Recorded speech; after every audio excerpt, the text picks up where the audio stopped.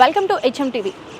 నిత్యం యూజ్ చేసే వస్తువుల్లో పాలు అన్నవి చాలా ఇంపార్టెంట్. అటువంటిది ఇప్పుడు పాలల్లో చాలా కల్తీ జరుగుతుంది.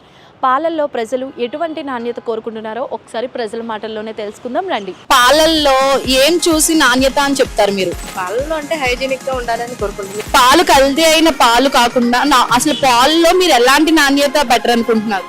ప్యూర్ గా ఎలా వస్తుందో అలా సెల్ చేస్తే ఇప్పుడున్న క్వాలిటీలో ఏ బ్రాండ్ మంచిగా అనిపిస్తుంది? పాలు అంటే గేదె పాలు తాగితే మంచిదండి, అది లేదు ఇక్కడ, అది కూడా కల్తీ చేస్తున్నారు. హలో హలో, పేరు?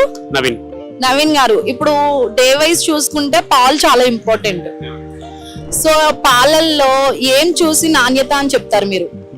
అంటే వాటర్ లేకుండా తాగితే బెటర్. అది కాక కొన్ని వాటిలలో మిల్క్ పౌడర్ కలుపుతారు, అది కలపకుండా తాగితే కొంచెం బెటర్. పిల్లలకి కూడా ఇప్పుడు పాలు తాగిస్తే ఎక్కువ కాల్షియం లభిస్తుంది. పిల్లలకనే కాదు, ప్రతి ఒక్కరికి కూడా పాలల్లో ఎక్కువ కాల్షియం ఉంటుంది అని అంటారు.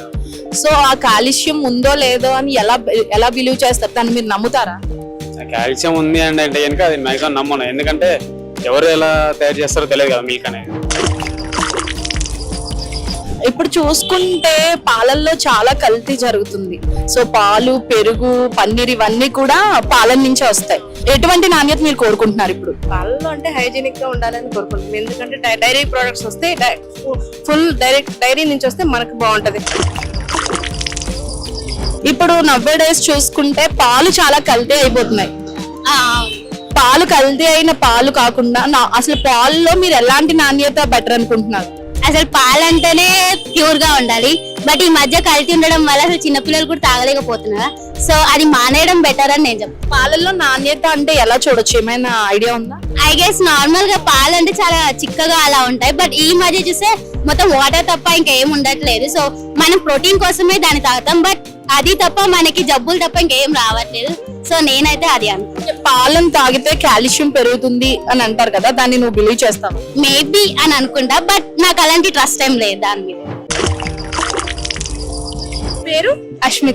అశ్మిత్ర గారు, ఈ రోజుల్లో చూసుకుంటే పాలు చాలా కల్తీ అవుతున్నాయి. అవును, అడల్ట్రేషన్ వల్ల. పాలల్లో మీరు ఎలాంటి నాణ్యత ఉండాలని అనుకుంటున్నారు? నేచురల్ గా ఉండాలి. వితౌట్ ఎనీ అంటే అడిటివ్స్ ఏమి యాడ్ చేయకుండా యూరియా లాంటి ఇప్పుడు యాడ్ చేస్తూ ఉంటున్నాయి కాబట్టి, సో ప్యూర్ గా ఎలా వస్తుందో అలా సెల్ చేస్తే మనకు మంచిది, వాళ్ళకు కూడా ప్రాఫిట్ కూడా ఉంటుంది. అంటే ప్యూర్ గా సెల్ చేసినందుకు.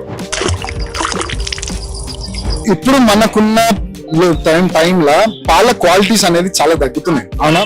పాల క్వాలిటీ ఎలా ఉండాలనుకుంటున్నారు? అంటే మంచిగా ఉండాలి. ఇప్పుడు మనకి పల్లెటూరులో ఉండే పాల నాణ్యత బాగుంటది, ఎందుకంటే డైరెక్ట్ వస్తాయి కదా. ఇక్కడ మనకు అన్ని ప్యాకేజ్డ్, సో అందులో కల్తీ చాలా ఉంటది. పిల్లలు తొందరగా వాళ్ళకి ఫిబర్టీ లెవెల్స్ పెరగడము, సో దాని వల్ల వాళ్ళ హెల్త్ ఇష్యూస్ కూడా చాలా ఉంటున్నాయి కదా సార్. నమస్కారం స్వామి.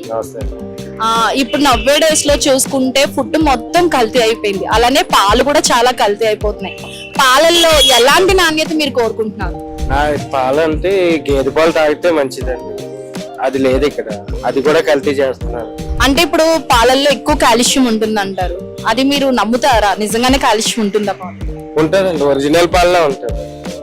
మనం గేదెకి కూడా ఫుడ్ పెట్టి, విటమిన్స్ ఫుడ్ పెట్టి మనం మంచి పాలు తీసుకుని తింటే అంతా బాగానే ఉంటుంది. Hello madam. హలో, పేరు? భారతి గారు, నవ్వే డేస్ చూసుకుంటే పాలు చాలా కల్తీ అయిపోయి, పాలనే కాదు ఫుడ్ అంతా కల్తీ అయిపోయింది. సో పాలల్లో ఎటువంటి నాణ్యత మీరు ఉండాలని అనుకుంటున్నారు? ఇప్పుడు వచ్చిన పాలల్లో అయితే అసలు ఆర్గానిక్ గా ఎక్కడ రావట్లేదు. మా చిన్నప్పుడు వచ్చినంత క్వాలిటీ ఆఫ్ మిల్క్ అయితే ఇప్పుడు అసలు ప్రొవైడ్ చేయట్లేదు ఎక్కడ కూడా. అంటే పౌడర్స్ కూడా వస్తున్నాయి కానీ దాంట్లో కూడా కల్తీ ఉంటుంది చాలా. అసలు బోన్స్ కి ఏం స్ట్రెంత్ ఉంటుందో కూడా మాకు తెలియడం లేదు.